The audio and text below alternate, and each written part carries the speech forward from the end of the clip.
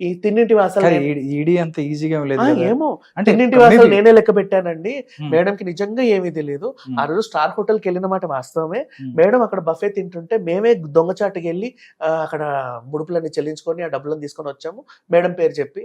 అసలు మేమే చేసామని కూడా ఎవడన్నా వచ్చి లొంగిపోయిన అవకాశం ఉంది కదా. Cinematic language Okay. అట్లా కూడా చేయొచ్చు. కానీ వీళ్ళు మేబీ వాళ్ళు ఆలోచిస్తున్నారేమో, కానీ ఆలోచన విరమించుకుంటే మంచిది. చేసింది తప్పు.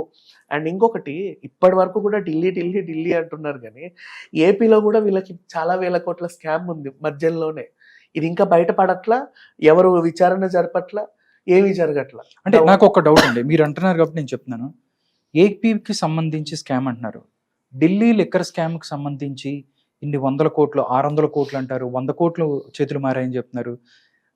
ఎవరైతే కేజ్రీవాల్కి 300 కోట్లు ఇచ్చారు, దానికి సంబంధించి గోవా అవ్వచ్చు, లేకపోతే పంజాబ్కి సంబంధించిన ఎలక్షన్లోని ఈ డబ్బులు తీసుకెళ్లి ఖర్చు పెట్టారు అన్నట్లు తెలుస్తుంది.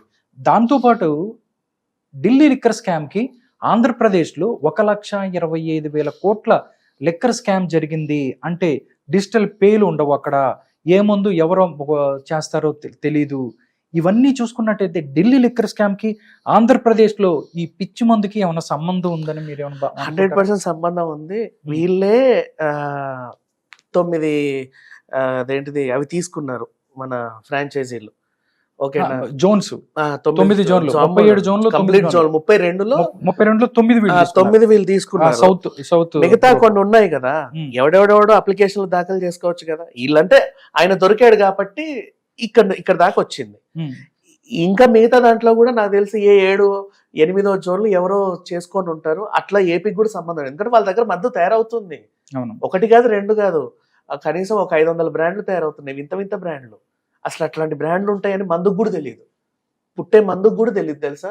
నేను రేపటి రోజు బాటిల్కి వెళ్ళాక ఈ బ్రాండ్ అవుతానేమోనని అన్ని బ్రాండ్లు తయారు చేశారు వాళ్ళు. బీర్లలోను, విస్కీల్లోను, బ్రాండీల్లోను, ఇంకా కొత్త మందులన్నీ సృష్టించి వాటికి ఏమేమో లేబుల్స్ వేసేసి పిచ్చిగా తయారు చేశారు. అది అక్కడే ఎందుకు అమ్ముకోవాలి? ఏపీలో ఆల్రెడీ నెగిటివ్ వచ్చింది, నా దగ్గర ప్రొడక్షన్ ఉంది, ఓకేనా, సప్లై ఉంది, డిమాండ్ లేదు. ఎందుకు డిమాండ్ లేదు అంటే ఆ మిగతా వాళ్ళందరూ ఏం చేస్తారు, సగం మంది తాగుతున్నారు గతి లేక తాగుబోతులు, మిగతా సగం మంది ఎప్పుడైనా తెలంగాణ వచ్చినప్పుడు తాగుతున్నారు, ఎప్పుడైనా పక్కన యానంకి వెళ్ళి తాగుతున్నారు, ఎప్పుడైనా అటు బెంగళూరు వెళ్ళినప్పుడు తాగుతున్నారు, ఇటోళ్ళు ఎప్పుడైనా చెన్నై వెళ్ళినప్పుడు తాగుతున్నారు. అక్కడ తాగట్లా, తాగాలనుకుంటే వాళ్ళు టూర్లు వెళ్ళి తాగుతున్నారు. ఆ మిగతా వాళ్ళు ఉంటారు కదా, సో వీళ్ళకి ఏంటి, సప్లై ఉంది కానీ డిమాండ్ లేదు. అదంతా అమ్ముకోవాలి, లేదా ఎక్స్పైర్ అయి చేస్తాయి ఆ మందులు కూడా. ఏం చేస్తారు వాటిని, ఇంకెక్కడన్నా అమ్ముకోవచ్చు.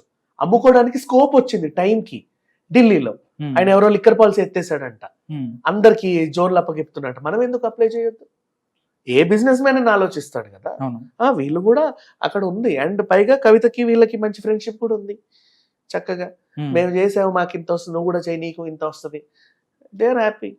దీంట్లో కొన్ని రోజుల నుంచి మాట్లాడుతున్నట్టే డిజిటల్ పేస్ లేవు, అంతా క్యాషువల్ ఏపీలో. దానికి సంబంధించే సెంట్రల్ గవర్నమెంట్ కానీ ఎక్స్చేంజ్ శాఖ కానీ దీని మీద ఎందుకు చర్య తీసుకోవట్లేదు? ఎందుకంటే డిజిటల్ పేలు జరిగితే జిఎస్టీల రూపంలో కేంద్ర ప్రభుత్వానికో రాష్ట్ర ప్రభుత్వానికో 100 కోట్ల ఆదాయం వస్తుంది.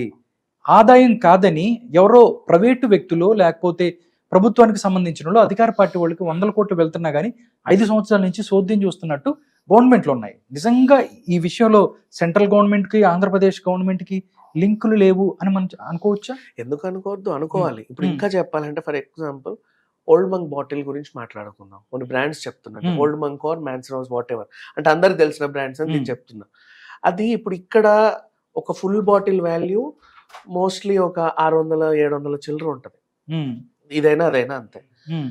అక్కడ హాఫ్ బాటిల్ కి 600-700 అవుతుంది, ఫుల్ బాటిల్ కి 1000-1200. అంటే సగానికి సగం దోస్తున్నావు. ఆల్రెడీ నీకు ఫుల్ బాటిల్ మీదే ఇంత మిగులుద్ది, పైగా అంత మిగులుస్తున్నావు. అంటే 1000 రూపాయల్లో నీ మధ్యాహ్నం ఖర్చు అయ్యేది 100, నీకు మిగిలేది 900. అట్లా ఎన్ని బాటిల్స్, ఎంత సప్లై, ఎన్ని కోట్లు, పైగా వాటికి డిజిటలైజేషన్ లేదు, ఏమీ లేదు. చేతుల్లోంచి డబ్బులు తీసుకుంటున్నావు, ఎంత తీసుకుంటున్నావో తెలియదు, ఎవడెవడు తీసుకుంటున్నాడో తెలియదు. తాగినోడేమో ఏదన్నా తాగితే రాకేష్ మాస్టర్ లాంటి వాళ్ళు చనిపోతున్నారు. ఎగ్జాక్ట్లీ. దాని మీద కూడా చాలా ప్రాబ్లం. అంటే ఒక మంచి మందు తాగితే ఏదన్నా కొంచెం హెల్త్ కి సంబంధించి, అంటే మందు తాగటం అనేది హానికరమే, బట్ ఇంకా చాలా మంది వాడు డబ్బులు లేకే ఏదో చీప్ చీప్ తాగాడు. అవును. సంథింగ్ 150 200 పెట్టి తాగాలనుకుంటాడు. నువ్వు ఆ 200 150 మందునే నువ్వు 500కి అమ్ముతున్నావు ఫర్ ఎగ్జాంపుల్. అంటే అక్కడ అతని హెల్త్ ని దోస్తున్నావు, అతని ఆర్థిక స్తోమతని దోచేస్తున్నావు. అవును.